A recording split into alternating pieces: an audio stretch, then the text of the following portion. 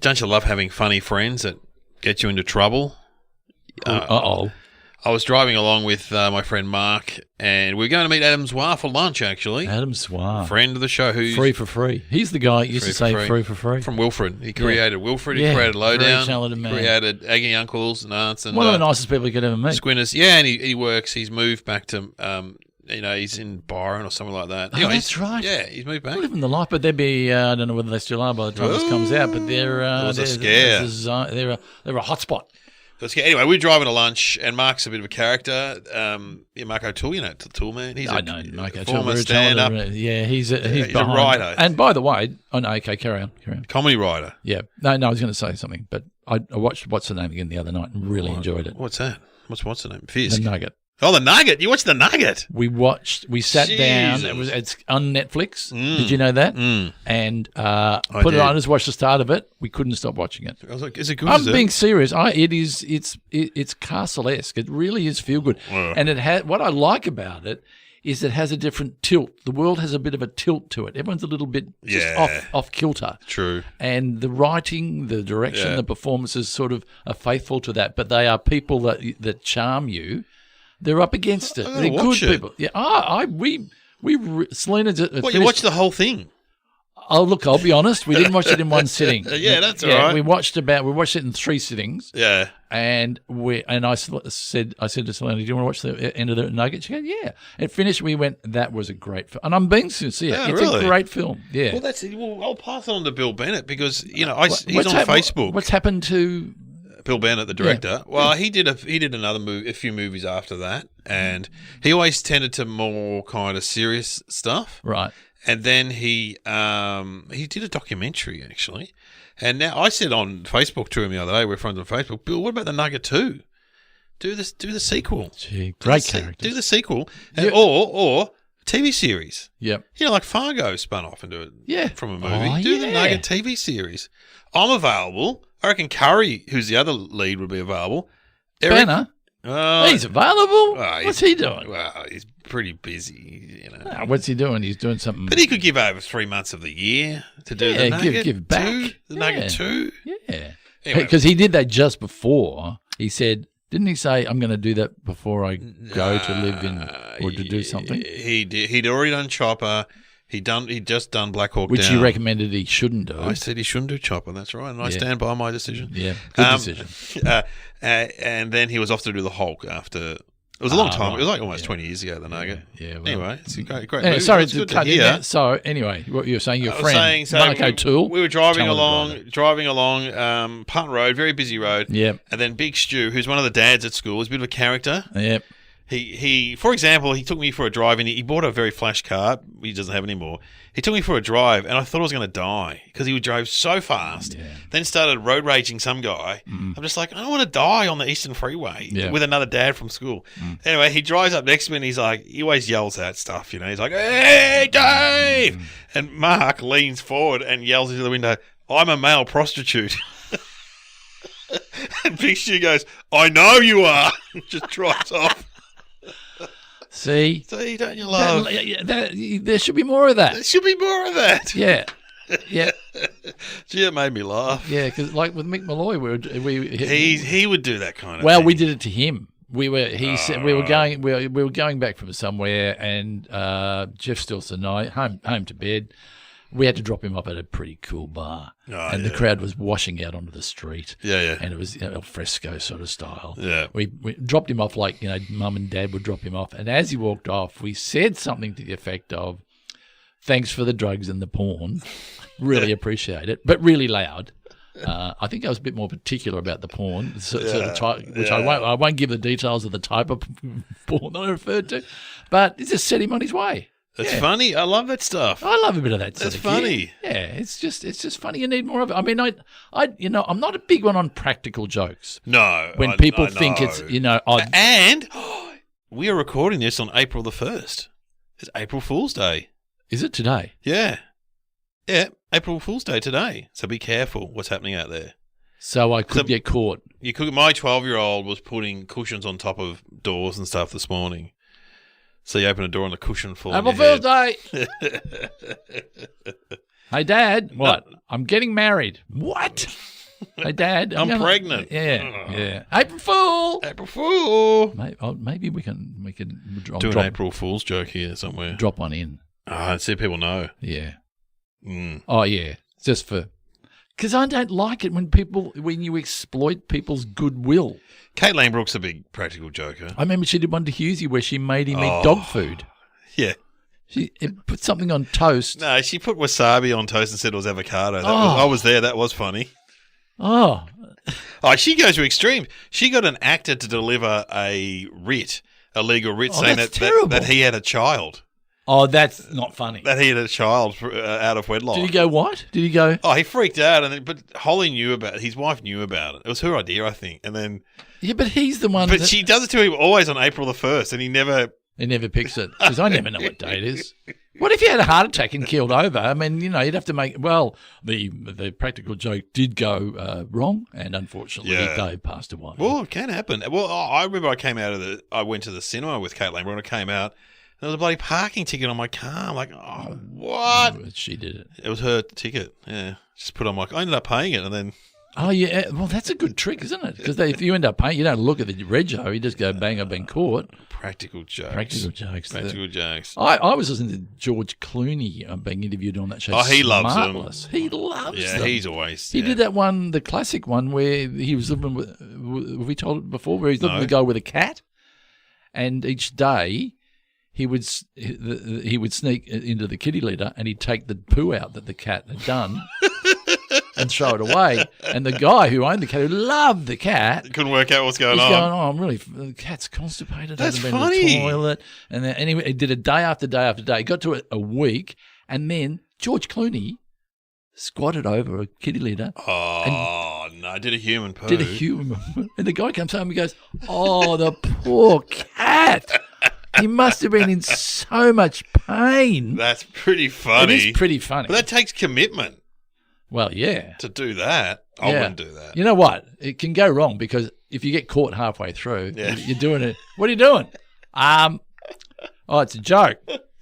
Yeah. Right. I remember one time we all went to the theatre with the family, mum and dad and the three boys. We didn't see probably Sound of Music or something.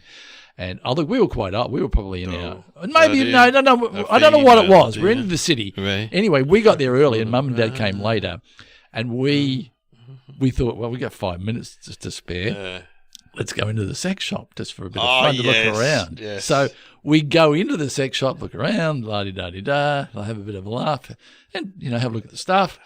As we walk out the door, Mum and Dad walk down the street, so they see us coming out of the pawn shop. Yeah. And Mum goes, oh, I know you boys. You were just waiting there the whole time to play a practical joke to make it look like you'd just been to the pawn shop. And we went, yeah, right, we did. Yes, we did. Yeah, that's right. We didn't really go in there. We used to do that one where we go to the Swagman once a year, which was a big theatre restaurant in the outer suburbs of Melbourne. And they had a guy hosting, like a guy in a bow tie. He'd get up and go, okay, we've got some birthdays today. And he'd read them out. And we'd always go, and Trevor O'Neill is 5 years old today. Where are you, Trevor? Trev's like 14. He'd stand up. God, we pissed ourselves. Yeah, I mean, they're done correctly. Funny. That's no one funny. gets hurt. No one gets hurt. What's that one where you draw around a coin and you got to make the coin, roll it down your face, and then drop it into the thing? Oh, I don't know that one. Oh, that's where you go. Can you do this?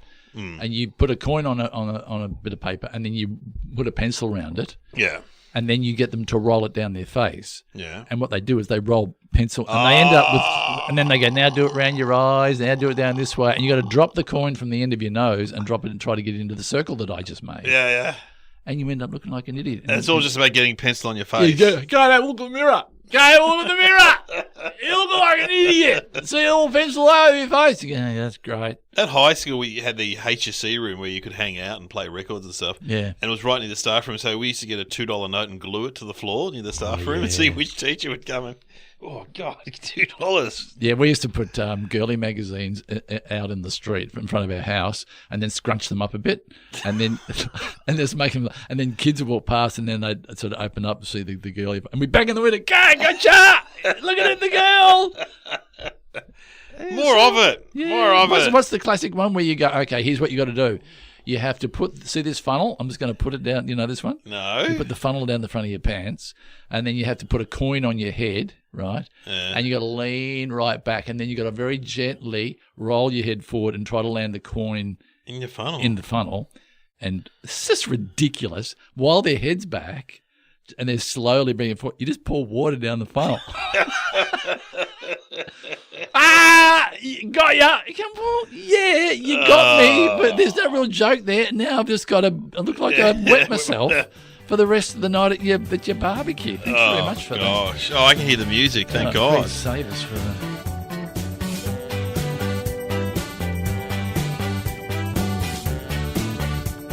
Hello and welcome to Somehow Related. Now please welcome your hosts Glenn Robbins and Dave O'Neill.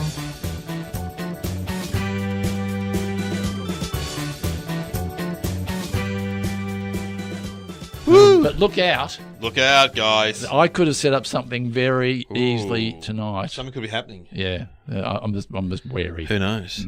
April Fool's Day. Anyway, welcome to the show. It's somehow related. We get two topics. Got to work out how they're related. Should we get them off Sam? Why not? What are they, Sam? Pigeon poop and the British Crown. The crown. Pigeon poop. I got shat on by a bird the other day. That was. But who was the person that came up with it? That's good luck. Yeah, that's not good luck. It's just you're standing in the backyard and suddenly you feel this wet, slightly warm liquid. Where did it get you? It's on the head. What did you do? I just brushed it through your hair a bit. Oh, it's disgusting. Did you go about your day? You're going to have a shower? No, I went about my day. I just wiped it off. Well, Uncle Arthur, I don't know if you know Uncle Arthur. He used to have permanent bird shit on the back of his. Oh, he did too. He had bird shit because of a bird. It's such a sad, sweet thing that Uncle Arthur had bird shit on his back because the bird's got up there, sat on his shoulder or done something and shat down the back of him. He's the kind of guy that could have pigeons. Yes. You know, like pigeons like Bill Laurie. Yeah. Pigeon guy. There were guys in my neighbourhood when I grew up. Every neighbourhood had a pigeon guy. A pigeon guy. Yeah. We had them up the street from us. And my brother bought some. And here's the trick. You buy them, you go take them home. They go back home. They just fly back to his place. You go, this is the smartest, you know. Yeah, up the road, Keith had them. The Pipers had them. And so he kept trying to sell them, but they kept coming back. So he cooked them. And he cooked them. They ate them.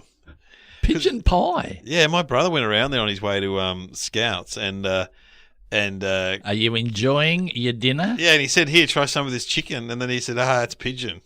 Oh, that's fantastic. So who did that? Not your brother. Them. No, Keith. Yeah, Keith did it. Keith's still around. Keith's still around. Hello, Keith, if you're listening. I hope you're doing it right. But you're painting a picture of someone a little bit perverse. Keith and Kev and my dad, they're the two old guys in the street that are still around, basically.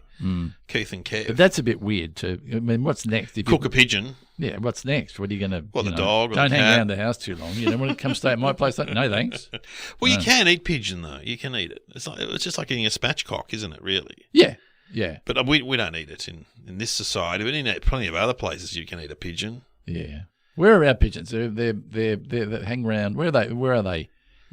Oh, they're everywhere. They're like the city square. They're like the rats. They're rats with wings. The rats of the sky, aren't they? They really are. But, I mean, who can blame them? But we watched that movie about pigeons in the war. They used them to, take messages around. What, 1,300 miles or something? Amazing, And just you go, the birds are going, you know what, I'm pretty stupid, but I've got great direction. Yeah. I don't know much.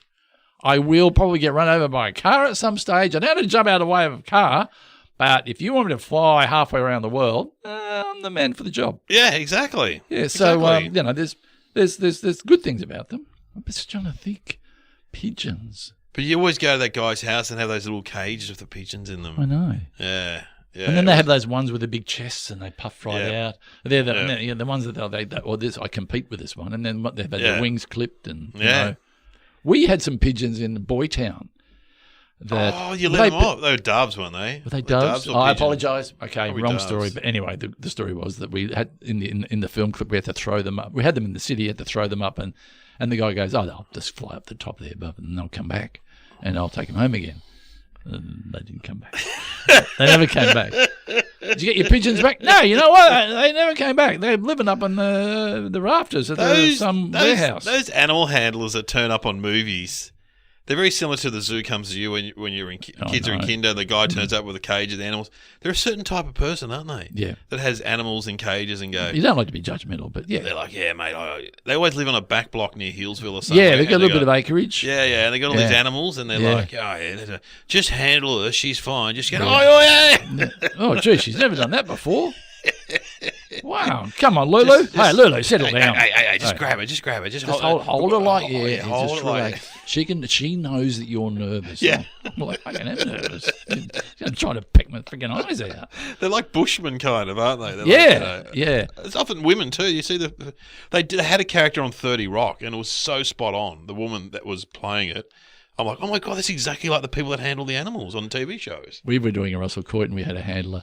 He was a snake handler, and of course Russell Coit was doing his funny stuff, but Russell Coit had a funny joke to do to the people with the frog that he brought with him. Yeah. And he goes, "G'day kids, what's happening? What's a frog's favourite drink?" And Russell Coit goes, "It's Coca-Cola." And the handler goes, "Well, now that's funny." That's it, you mate. You don't talk during the take. That's a good joke. Yeah, well, to be honest, it's ironic. It's not Coca-Cola. He goes, now that's a good joke. That's it appealed to him. Good on him. It was funny. That's funny. Not meant to laugh at that, mate. No, because keep quiet.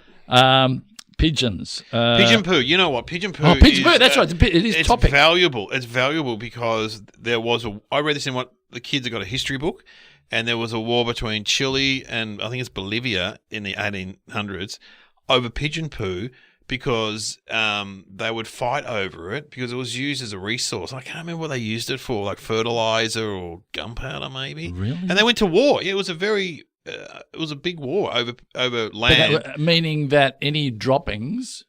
Well, they wanted territory that had all the pigeon poo on it. Because there are May not have been pigeon poo, may have been any bird poo. But bird poo is valuable. It's valuable. Because they must turn it into some sort of resource, some sort of... Yeah, I think it's gunpowder or fertilizer. Yeah. Well, it makes sense it was fertilizer. Yeah. Hey, here's a tip. Mm-hmm. Here's a tip for nothing. Mm-hmm. If when they poo on your car, pigeons or any bird, you know what is kryptonite to bird poo? What? Windex. Oh, really? Because with Selena's car once, I went, I'll get that bird poo off, and you scrub a bit hard. And if you leave it there for a couple of days, it'll eat in, and if you take it off, you'll take the whole bit paint off. You'll take everything off. What's that great old joke? This bird shat on my windscreen the other day. Won't be seeing her again. It's terrible. But you know why that's bad? Because calling a girl a bird now is so... It's not. That is really inappropriate. Well, what words can you use to call a woman a woman? Oh, nowadays, Sheila? No, Sheila, love, Darl, bird, doll, sweetie, sweetheart, foxy, gorgeous. But I mean, I get Darl occasionally, don't you? From an old lady in a sandwich shop. There you go, Darl. Yeah, there you go, Darl. love. Yeah. There you go, sweetie. Oh, big guy, get big guy. There you go, big guy. Yeah. Champ. Yeah. Tiger. Asshole. I get dickhead of it. Yeah. Yeah. There you go, dickhead. What? You're just a dickhead. What, me? Yep, you. It is funny when you hear someone say bird these days. It's like, those birds over there. Yeah. Someone said to me the other night, I went over that bird in the 70s. Normally an older man. Of course, and let's be honest, that's what I am. I'm really old. I'm ready for the nursing home. You weren't there in the Chile Peruvian War. No, I wasn't. But I wonder if they used pigeons during that war. Oh, that's because they didn't. Did we talk about this? Didn't they use it for sending? Didn't some of the guys at the front line take pigeons with them? Yeah, to send messages. Definitely. Yeah, there's a kids movie about it. I've seen the kids movie about it. Yeah. Send pizza. Or really shit here. Been in this trench for months. Yeah. Oh, so horrible. what you roll it up into a very thin, and you stick it on their leg in that little tube. It's amazing, really. It really is amazing. Yeah, it's amazing. Yeah, and then you pull it out, and then you go, here it is. Oh, it's got bird shit all over it. Can't read this. Disgusting. Those cages used to stink. They did. And they stacked on top of each other. Yeah. Yeah. Yeah, they were at the back in the backyard in the shed. Well, let's do the British Crown. I was only watching Margaret and Elizabeth last night on Netflix. It's a brand new thing. Ooh. I was watching it going, God, I've got old. I'm watching things about the royal Is it a family. documentary or It's a documentary. documentary? Documentary 'Cause about. after seeing The Crown, I'm a bit of an expert. Oh well, Aren't the we all? the great thing about The Crown, you get a little bit of melodrama, but you get a big dollop of history. Especially that one about the pit when the pit came down. Oh, that was incredible Tragic. in Wales. Yeah, That was just awful. terrible, and the beautiful. And also the fog, the London fog. Remember that one with the fog? No. Yeah, and there was when Churchill was in power because they built all these power stations in the inner city, and it was a weather event where there was just a fog, and that didn't help all the pumping out all the smog, and 10 people died or something in road accidents because you couldn't see in front of you. The London fog. Yeah, it was really interesting. So how much is the royal family worth?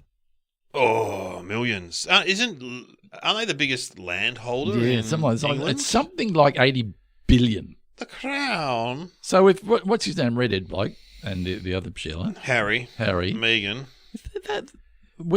not getting any of that, are they? No, he's got a new job. Did you read about his new job? Is it net? No, No. he's got a job in a startup company as what's it called? It's not a diversity officer. That's the other thing.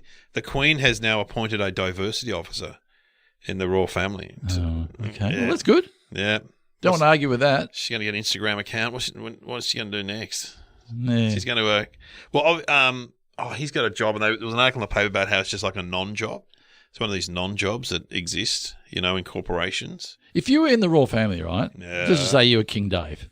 Yeah. No, you'd be King David, wouldn't you? Yeah, or Prince David. You want to be Prince David.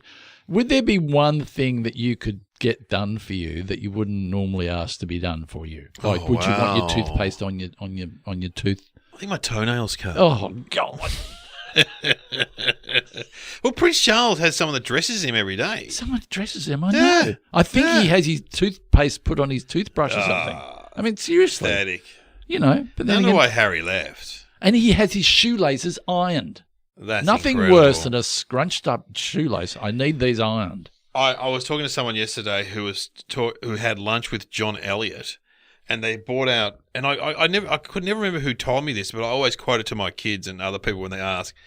John Elliott had lunch with Prince Charles, Yeah. and the food came out, and it was coming out at different times, and Yeah. Prince Charles said, the rules are, if it's hot, you eat it straight away. If Yeah. it's cold, you wait. That's the rules of eating, apparently. And you. So there you go. Yeah. Gee. Imagine John Elliott would have been pissed. Yeah. I don't know how. Oh, are those birds over there? Hey, pig's ass, Charles. Because you know what they do with a meal? Tell me if this is true or not. I think it is. After Christmas dinner, they weigh you. What, in the royal family? Yes. What, like a horse? They weigh you to make sure that you've had a substantial amount of food. No. What a disgusting thing to do. That's awful. So you get on the scale, come to Christmas dinner, get on the scales. What are you coming in at? 95 kilos. Okay, make a note of that. Oh, they don't have accents, of course. When will the British crown cease to exist, do you reckon, and become like the Danish crown or the Netherlands, where they're just sort of like Just a bit of a novelty? Something you leave on the mantelpiece and look at. Yeah, no power. Because they still have power. Because with all that land, they're gonna and all that money, they still are. You know what? Maybe when There'll be a shift when she goes. Yes, there will be. She's been on the throne for a long time. I hope she's all right. Lizzie, You've been in there for a while. been there for like 80 years on that throne. Well, she must be 70 years on that throne. Yeah.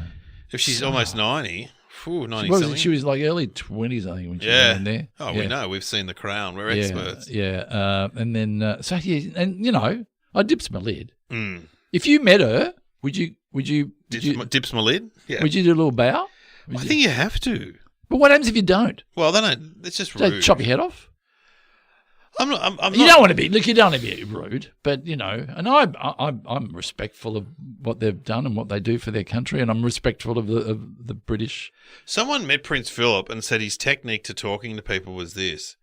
He'd say, "And how are you?" And you'd say, "I'm good." And he'd say, "And what do you do?" And you say, "I'm a comedian." You go, "The comedian!" Ah, ha, ha, ha. And he'd laugh and turn and talk to the next person in the That's next what group. I met Fergie. I told you that. Was that Fergie did that? Fergie did to me.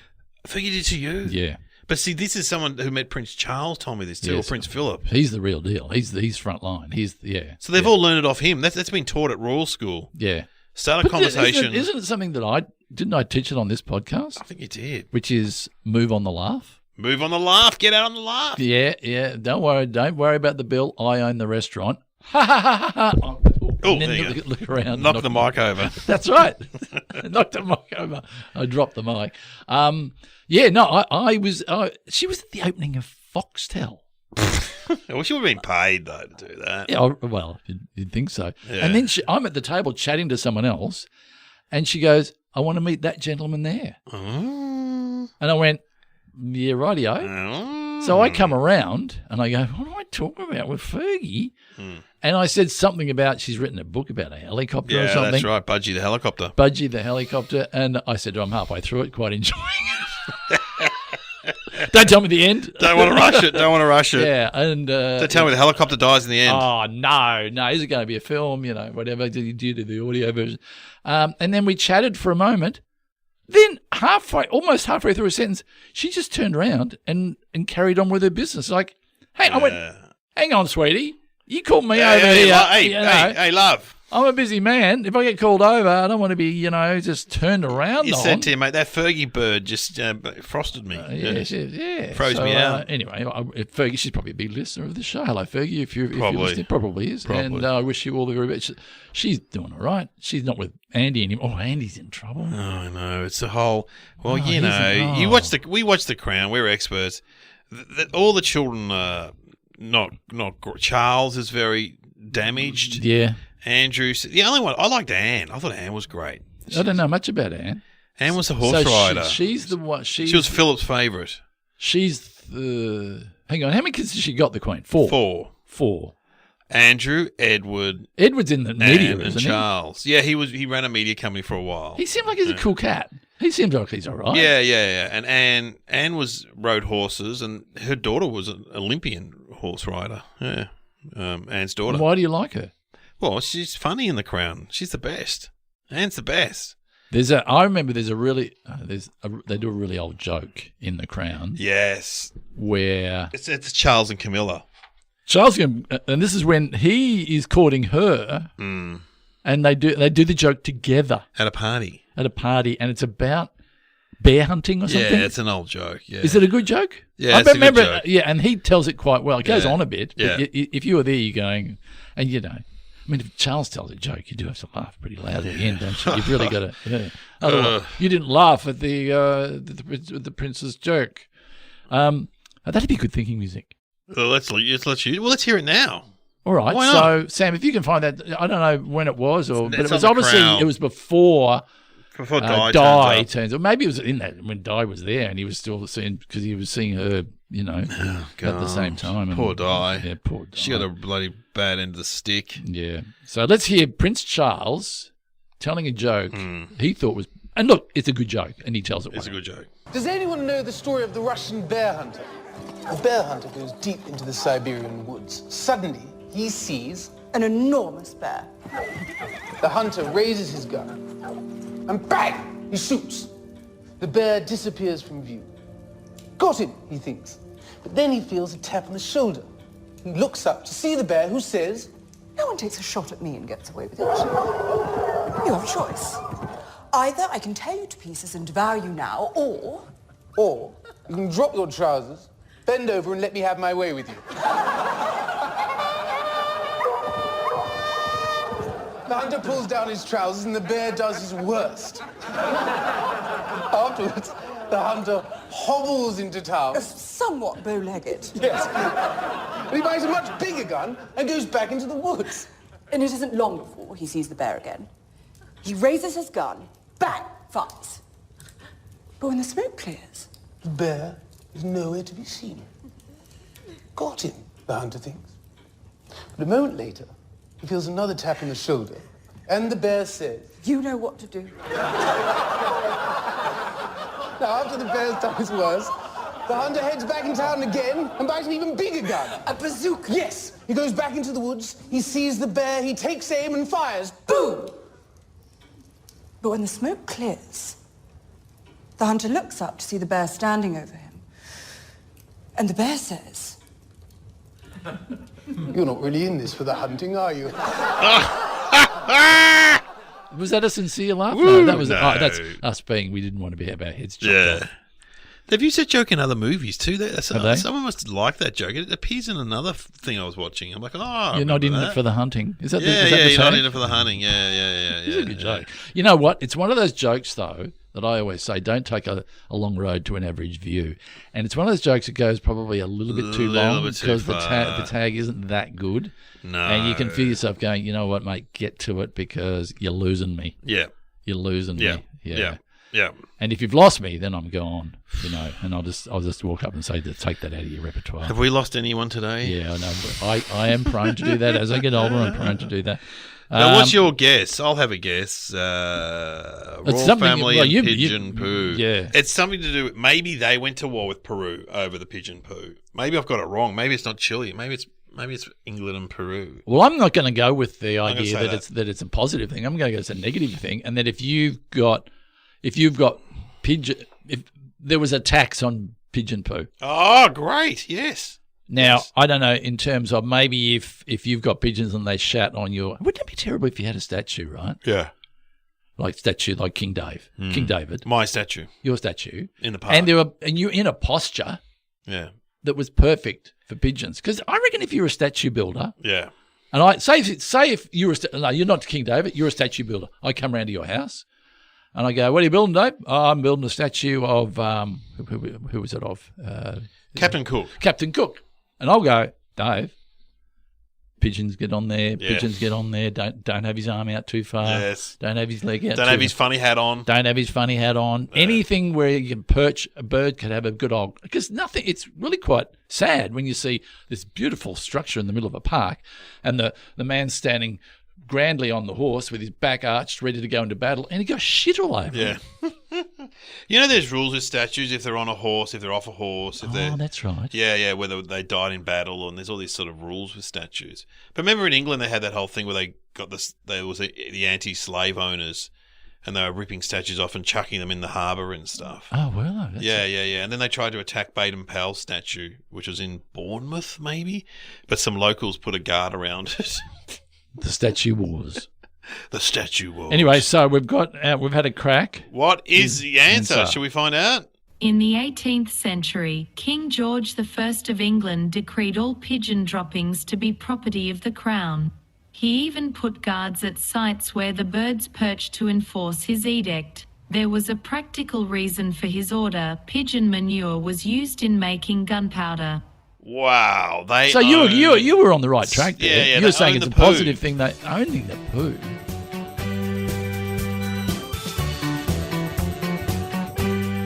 You have been listening to Somehow Related with Glenn Robbins and Dave O'Neill.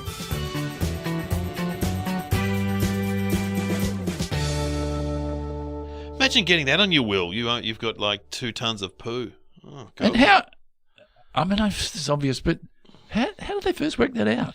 That's a really. What are you good doing? question. What are you doing today out in your laboratory? Laboratory out in the laboratory. Well, we've got some bird shit, and I'm going to see if there's anything in it, darling. I think there's more things you better. No. No, pigeon poo. No. No. Okay. No, first I'm going to see if you can eat it. No, you can't eat it. Oh, hang on, just try it on tasted some. I'll spread it on some bread. No. Okay. What else? Put a bit of butter on it. Can I make it? What about a lotion for under your arm? Oh, like that's a- good. a Let me try that. deodorant? Oh, no, that's not good. No. What about Yeah. downstairs for chafing, stopping chafing? What about for an engine? Can we put it into an? Can we burn it? Yeah. Can we? Does it as a balm for something? Can we snort it? Is it like some kind of drug? Oh, Yeah. And the No. pigeons all the while are sitting over in the corner going, oh, no wonder they make that noise because they're going, you fucking idiot. You're playing with it. Or the pigeons get together and they go, hey, you know how we do what we do. Yeah. We shit on statues and stuff. Have you heard what they're doing with it? What?